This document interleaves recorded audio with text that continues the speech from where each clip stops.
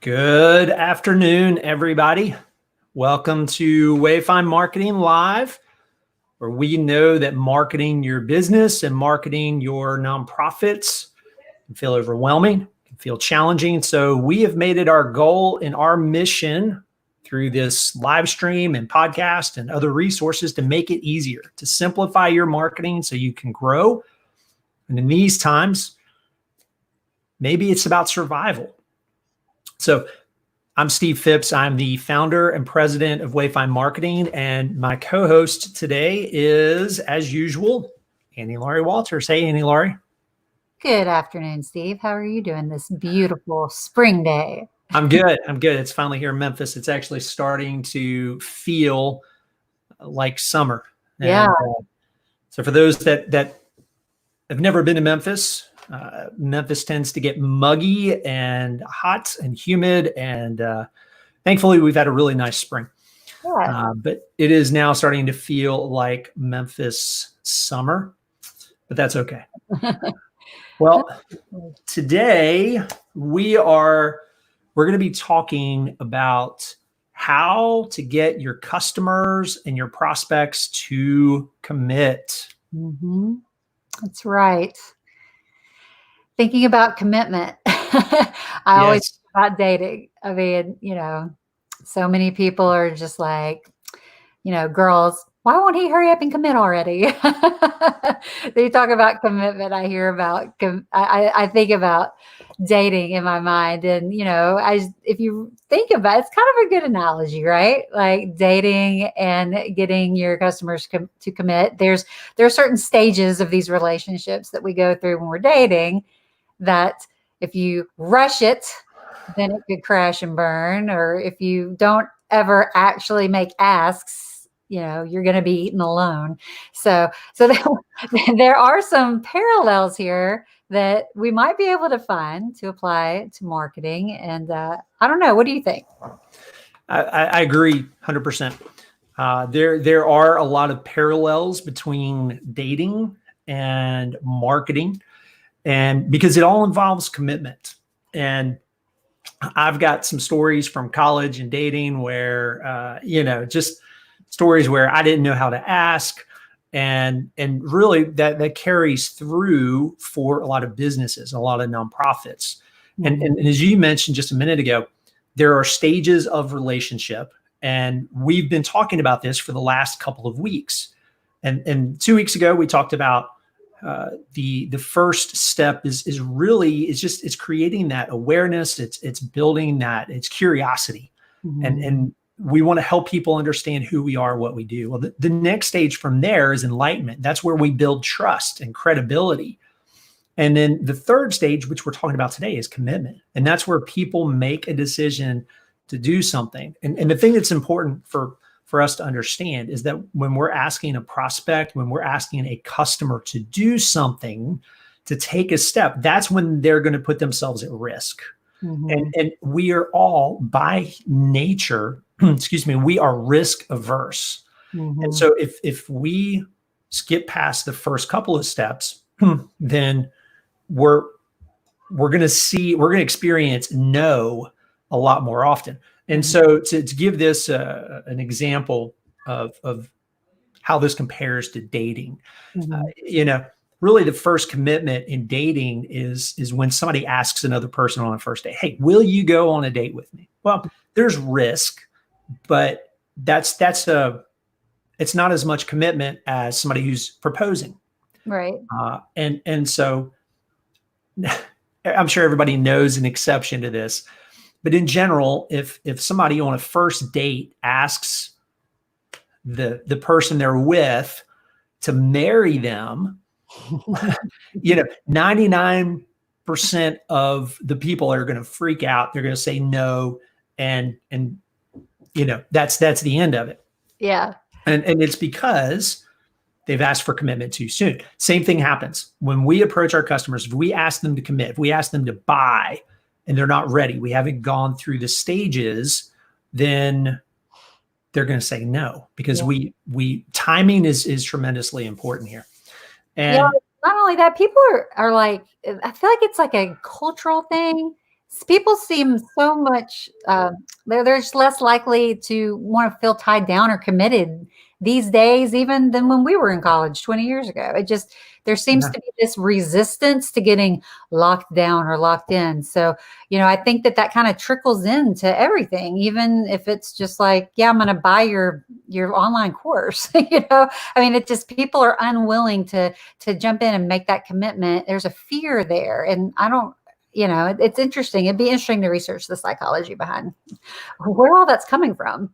Well, and one of the things we talked about last week is that when there's a lack of clarity, that triggers fear in our brain.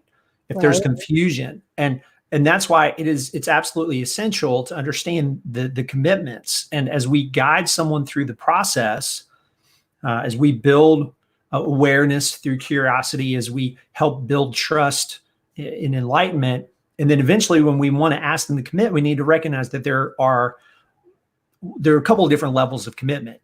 And we use what's called a direct call to action. And that's inviting somebody to take that next step, the next big step, which is going to be usually that's the next step in the buying process. So for B2B service-based companies, that's going to be something like schedule an appointment, book a call, request a quote, start a free trial. It's going to be something that's going to invite them to take that step, but there's a sense of risk because now they're committing time. There's going to be a conversation most likely. And so people are going to be a little bit more reluctant. That's more akin to, hey, will you marry me? I mean, Right. they're making a commitment there. Now, earlier than that, we use what's called a transitional offer. And that's where we still ask somebody to do something, but this is more like asking somebody out on a first date or asking them out on a second date. And so that could be having some sort of an offer, like a downloadable PDF. And I'm going to show a couple of quick examples here. I've got 3 examples that I'm going to show. So let me go ahead and share my screen. Now, the first one here, this is a marketing mastermind group that we run, meets monthly. And so the direct call to action here is schedule a call. And that's repeated throughout the page. So we can see it's bright, it's red, it's clear what we want somebody to do. And when they click on that, it's going to bring up a little calendar here where they can go and immediately schedule a call. So this is a good example of a direct call to action. Mm-hmm. Now, this company here, Future Benefits of America, they do 401ks and they provide the services, the support services for managing a 401k. Now, the first thing you'll see is, now I've been on here for, I've had the site pulled up for about 30 minutes. So this little pop-up has already popped up. This is a good example of a transitional call to action.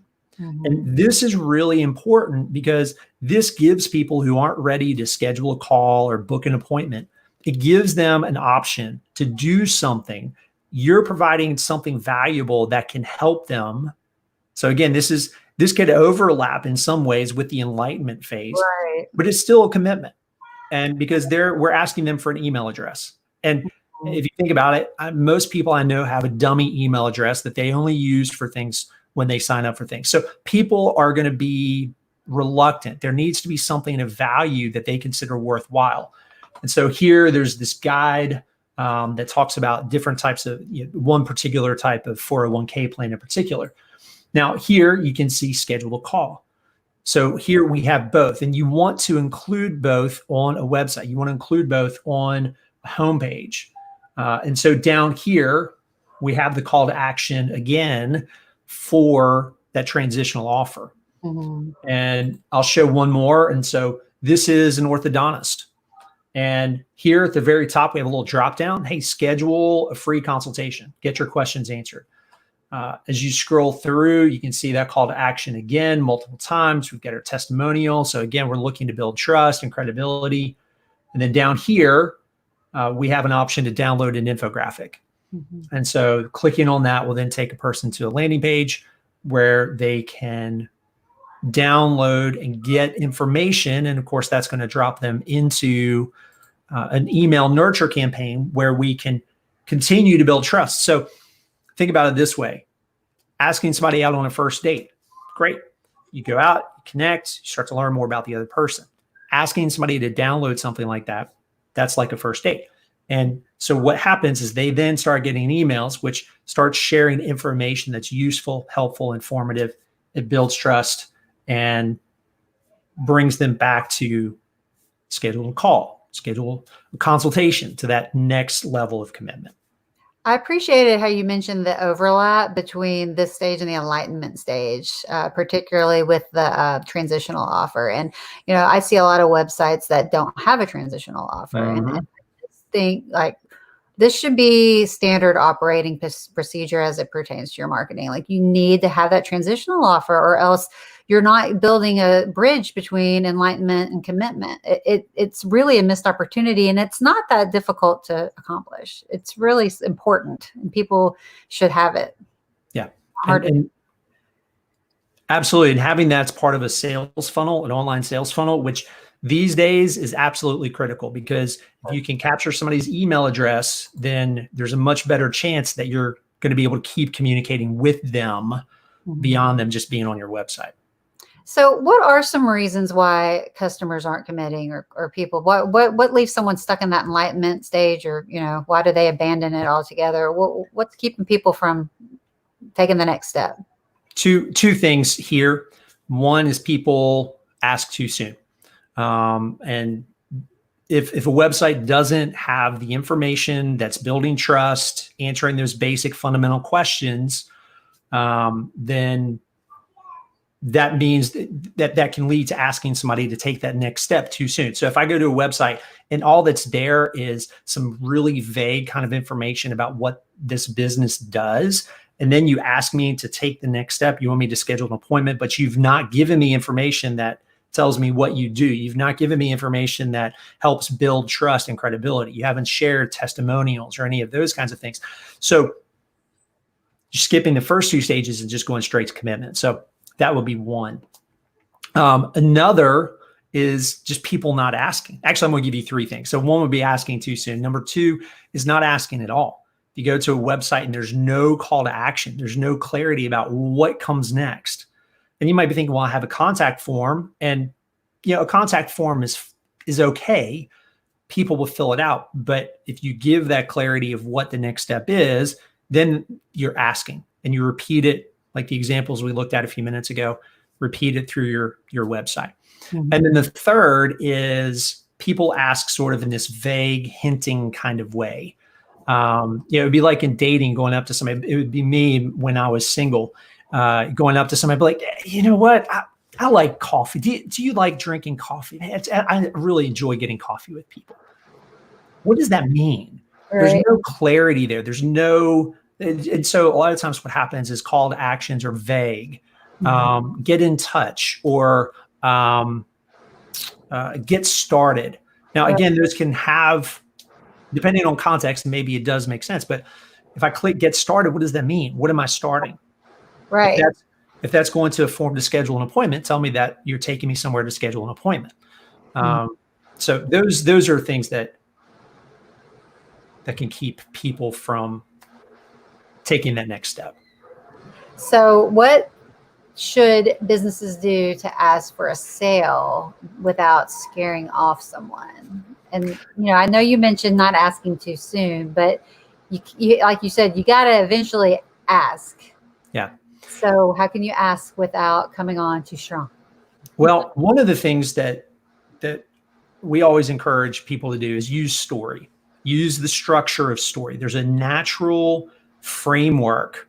And when we use that on a website, when we use that in a presentation, when we use that in a conversation, then what happens is we're naturally following those stages of relationship. We're taking people through curiosity. We're taking them through enlightenment and ultimately to commitment. And so, an online sales funnel where somebody can download an offer, that's a good example, because what happens is, yes, they're making a commitment, and then we're going to share 5, 6, 7 emails over the course of a couple of weeks that are building trust. We're building credibility. We're answering those questions. And I think it's important to note that even though we can talk about these 3 stages, they're not always, it's not linear. Right. They really can work together, and there can be sort of this, cycle. So yes, they're getting to know you. We're building trust in terms of curiosity, or in terms of curiosity, we're helping them understand what we do. And at the same time, we're building trust, and we're asking. So these things aren't necessarily, you could be in multiple stages at the same time. Yeah. So I'd say one of the big things is just follow that structure, talk about the problem, answer their basic questions, position yourself as a guide, help people understand how you can solve their problems, use testimonials, have the clear call to action. It's all of these things in combination that are ultimately going to create and maximize results. And, talking about the psychology of positioning yourself as a guide, I think when we position ourselves as a guide to our customers, then they feel more in control of what's happening. So it's, we're guiding them to make the decision what them to make. They feel like, yes, almost like that's my idea. I'm going to make that decision, rather than like we're saying, hey, we're the hero and we have all the answers. I want you to come and jump on board my train. Well, like when we're positioning them as the hero and we're their guide, it helps them to have more ownership and feel more like, they are in control and they are making this decision. And I think that there's some psychology there worth noting, and just to underscore the importance of positioning yourself as a guide and not as a hero in the story, and really helping empowering and equipping your customer to make the right choice and do this with you. Absolutely. I think it's absolutely critical. And again, that goes to just the whole framework of story through a website, through a presentation. It's incredibly practical. And to your point, when a brand, when a business, when a nonprofit positions themselves as the guide, and the guide, if you haven't joined us before, the guide is the character in a story whose mission is to help the hero succeed. Your customer is the hero. And so as we want to lead people to commitment, it is absolutely critical that a brand, a business, a nonprofit positions themselves as that guide whose mission is to help your customer succeed. And that's why the content needs to be focused on your customer. What's their problem? How do you help them solve it? What does success look like? And throughout that process, laying the foundation, kind of laying out the roadmap so they know what comes next. And then when you ask for that commitment, you've led them in that direction, and you've built trust, and they're more likely to say yes. So how can we avoid asking too early? How do we know if we've asked too early, and what happens when we do ask too early? Well, everybody's going to be on the buyer's journey, as we call it. They're going to be working at different speeds. Some people, they come in with their hair on fire. They need your service or product today. Others, it may be 6 months, it may be 12 months. And so it's the thing that I would say there is it's important to address each stage of the journey: curiosity, enlightenment, commitment. Have that content there so that people can move through that process at whatever speed they need to. But for people that are moving at a slower pace, I can think of, to go back to dating, I can think of couples that dated for years before they got engaged. And then they might have been engaged for a couple of years. My wife and I were sort of on the opposite end of the spectrum. I mean, we went from the first time we met until we got married was 10 months. And that was 17 years ago. When different people are going to move through at different paces. And that's where, for people that are moving a little bit slower, it may be that they don't respond to that initial ask, but they engage with your social media. They engage with your blog. They download your offer. So now you can send email to them. And again, it's building that relationship and periodically asking. There are plenty of stories of couples who, maybe the one person asked the other, and it was like, no, we're just, this is never going to work. And eventually it does. It's just the timing wasn't right. Right. And so that's where content marketing becomes really helpful for staying in front of people, continuing to build that trust and that credibility. Again, periodically asking, hey, would you like to schedule a call? Would you like to take that next step? And then at some point, the answer is going to be yes. Yeah. And that's a good point about, the timing isn't right. That a no sometimes is a not yet. So it's really important to continue those conversations. And the way we do that is through helpful, useful content. I am on our team. My role is content creator. I would argue that you can never have too much content on your website. You can always have more content, because if you think about personalities, think about your persona, and if you can get into the mind of what their personality might be like, and there's all myriad of personality tests and things like that. Some people need to really research deep. Mm-hmm. And if you are providing a strong body of content, then that's going to give that person, that personality type, enough info they need to make that commitment. Because if you're real light on it, they're going to be skeptical, whereas there's going to be other people that, like you said, are going to be like, oh, I've been looking for this all my life. Let's get it going. It doesn't hurt to have a lot of content, and it helps in a lot of other ways too. But as it applies to this process, have all the content. That sounds like a future series. Oh, yes. Well, and to that end, one of the things that we are working on doing is keeping this show, this podcast, down to about 20 minutes, because we want this to be helpful. We want this to be useful, but we know that in addition to, marketing, you have lots of other responsibilities as a business owner, an executive director, whatever your role is. And so this particular topic, we could talk about this for a long time. So we're not going to, not right now. But AnnieLaurie, this has been a great conversation. And, again, I think it's important to remember, follow the stages, build trust, build credibility, tell people what you do, invite them to take the next step, and give them a reason, give them opportunities, give resources, content that continues to build trust, credibility. And one resource that I do want to throw out there is, if you go to our website, wayfindmarketing.com, we've got a PDF, 6 ways to win more customers through your website. And in that, we talk about 6 things that you can do that are going to tell people what you do. They're going to build trust. So it's that enlightenment stage, and that are going to help you ask clearly for people to take that next step, to invite them to make a commitment. If you have questions, if you want to get in touch with me directly, you can get me at 901-300-6898. You can also reach me by email, steve@wayfindmarketing.com, and would be happy to have a call with somebody if you have any questions. But again, go to the website, grab that download. And if you want to get updates, we do a weekly marketing tip. You can go to the website, go to the footer at the very bottom, sign up for a weekly email. Also, you can follow us on YouTube, on Facebook, find us, like us, subscribe. We turn each of these live streams into a podcast. So you can find us on Spotify, you can find us on iTunes, you can find us wherever you listen to podcasts, you can find us. So we want marketing to be easier. We want you to succeed. We want you to survive. If that's the win right now, we want you to survive. We want to help you with that. And when it's right, we want you to thrive. And so thanks again for joining us, and be back next week. We're going to be kicking off a new series, so we'll have more about that. We'll be emailing and posting about that on social media this next week. So come back. We're going to be talking about building out a marketing plan and what that actually looks like. So thanks, everybody. Have a great day, and we will see you next week.